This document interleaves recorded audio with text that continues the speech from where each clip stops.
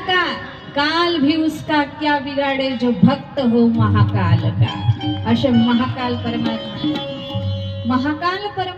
परमात्म्याच्या त्या क्षेत्रामध्ये उज्जैन नगरीमध्ये रोज नंदी महाराज प्रदोषाच्या वेळेला फिरत असतात असं वर्णन केलेले लक्षात घ्या. म्हणून उज्जैन नगरीमध्ये राहण्याचे फार नियम सांगितलेले आहेत. अवंतिका खंडामध्ये हे सगळे नियम आपल्याला सापडतात. आत्ताच जानेवारी मध्ये उज्जैन मध्ये शिव महापुराणाची कथा झाली तेव्हा मी हे सगळे नियम तिथे सांगितले होते. उज्जैन नगरीमध्ये वेदप्रिय नावाचा एक ब्राह्मण राहत होता. त्याचे 4 पुत्र होते. दूषण नावाच्या एका दैत्यानं सगळीकडे आपलं प्रस्थापित केलं राज्य, पण उज्जैनवर त्याला काही करता येईना, कारण तिथं हे सगळे शिवभक्त राहत होते. दूषणानं उज्जैन नगरीला वेढा दिला आणि या सगळ्यांनी मिळून भगवान शंकराची आराधना करायला सुरुवात केली.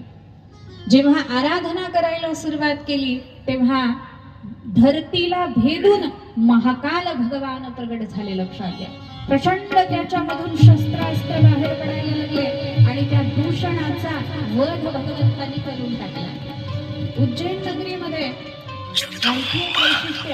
भगवान श्रीकृष्णाची शाळा उज्जैनला झाली होती. शिकायला उज्जैनला ठेवलं होतं भगवान श्रीकृष्णाला. सांदीपनी ऋषींचा आश्रम उज्जैनला आहे. 14 विद्या 64 कला उज्जैनला परमात्मा शिकले.